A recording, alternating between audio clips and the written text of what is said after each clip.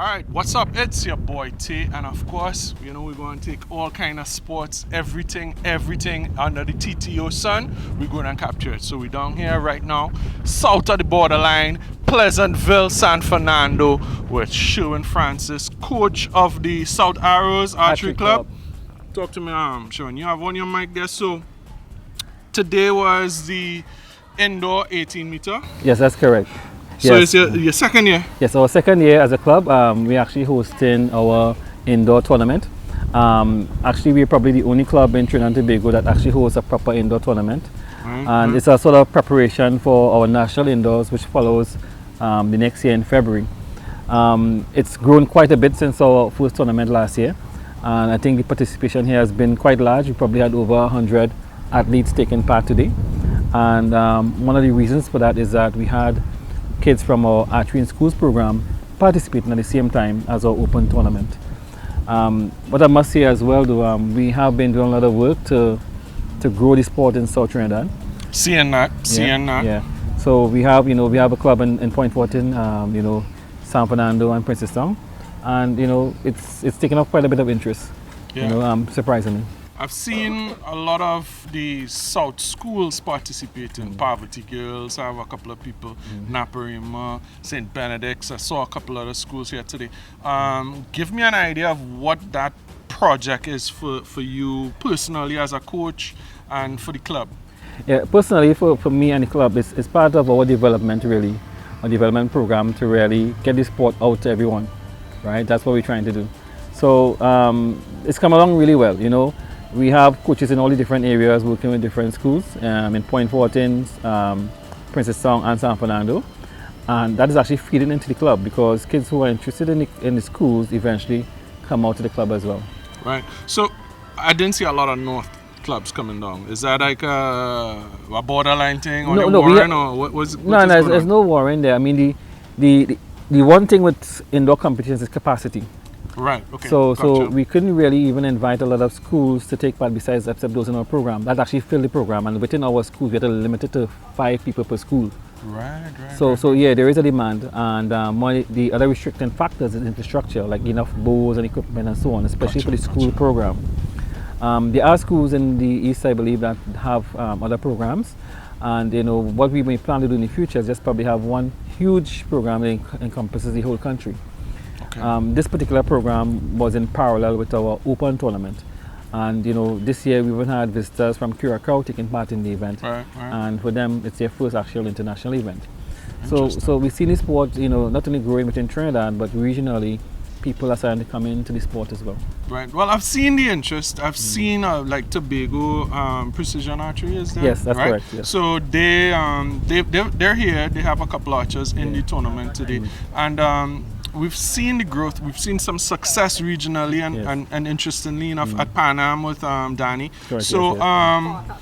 the sport is growing. Yes, it is. So what do you project? What are you trying to get into? Olympic qualification? Yeah. So what do you we have a little term that I call 2028. Sorry, not 2028. 24-28 actually. Right. So that's Olympics 2024. Right. And 2028. So right. we call it Paris 24-28. Yes. Right. So we use the acronym 24-28, and we actually have kids in the program right now aspiring to that, right? To get to Olympic level, it takes a while. I mean, it takes between maybe 4 to 6 or 7 years even to get our athletes up to that Olympic level.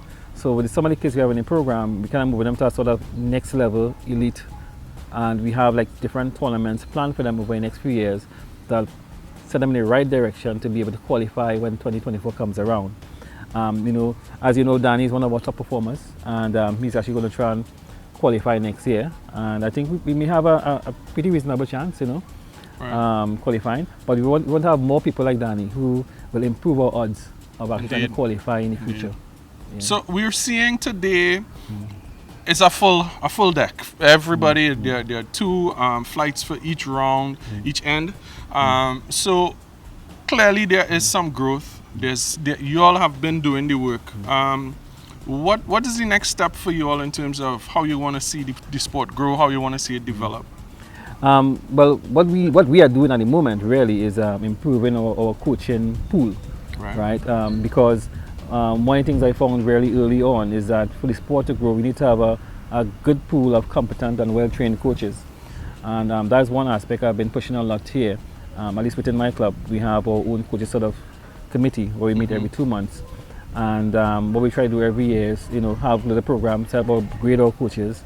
I myself have recently, upgraded to like the highest I can in the US, which is level 4.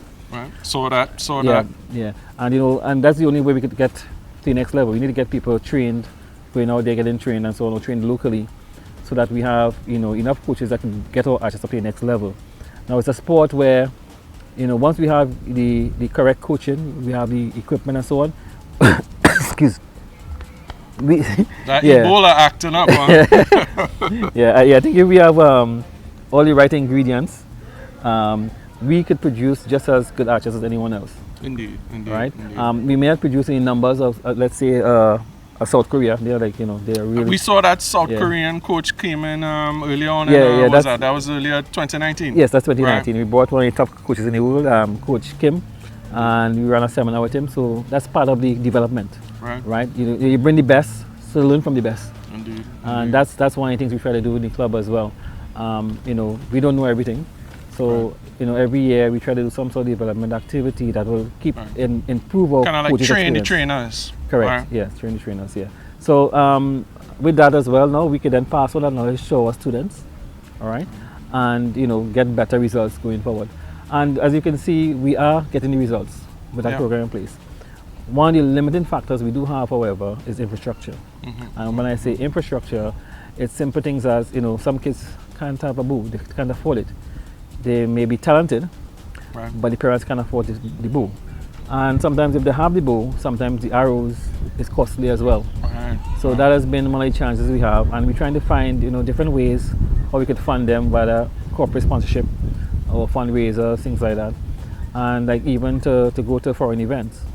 I must say though, this year we got a really good sponsorship from Atlantic LNG, and they will do sponsoring the kids within Point 14 area. And they subsidize their airfare to go to Santo Domingo this year. Well, hopefully Paria and Patriot, they're coming back in, so maybe they might pick up some of that slack that Petra Chin left off. I see the posted a pretty decent profit, so let's see if we get some of that directed our way in the future. I don't know, but I mean, we're gonna look at basically any corporate sponsor that's willing to put their hand in and help with the sports. I mean, it's not a big sport like basketball or football or cricket. But I think it's one where, if we put the investment in, we can get some good results. And it's a lifetime sport too. Correct, that's correct. It's like... Yeah, I'm glad you raised that point because we have all ages, from 5 years old to 70-something years old in the sport, and everyone enjoyed it. And of course, today you're wearing the coach and the promoter hat, but you're not shooting today. Well, unfortunately, I had to sacrifice my shooting for making sure the event runs smoothly. Right. I would have loved to shoot, especially with our guests being here. But there was just too many things to get done. Of course. And this is part of building the sport and building teams. Food was good. That's good. I'm glad you enjoyed it. Yeah. So I mean, every time we run an event like this, we try to learn from it and improve the following year. Right. And one of our objectives as well is to get it to an international level standard, where people not only from Karyssa maybe wanted to come, but from other Caribbean islands in the region and probably even internationally in the future. And I think if we get a good sponsor, things could happen. Yeah, that could especially for top level athletes, if we put something in to attract them to come to Trinidad, is a bit of sports tourism as well. Right. You can look at. Right. The whole package here. So like a 1 week indoor tournament, you come, you stay at the Farrell House. What's the name of that hotel again? It used to be Farrell House. What was that? That's in San Fernando. Or maybe home of football, No, I'm glad you raised that. We actually visited that facility and we were looking this year to run our camp there. But they weren't ready. They weren't ready yet. Hopefully next year we'll be looking at it again. Right. Because it's a fantastic facility. I think all sports should look to make use of it, and it's centrally located as well. So I think it's strategically in the right place. Right. It's just get the funding and so on to make use Tick of it. all the boxes and make sure everything Yeah, lines up. yeah. Well, all right, my boy Sherwin, thanks. Hey, Of thanks, course, man. you have full support from all our Yep. TT Game Plan family. And Rapid thanks for coming 6-8, down, man, all the way to south. worldwide every day. All right, so it's your boy Tate talking with Sherwin down south. Remember, you could get doubles in Debe, but you could also get everything down south, right? So That's right. Duckies, we're on the corner from here, not far, maybe about another 30 minutes drive. But there's your boy South. South is where it's at. Respect.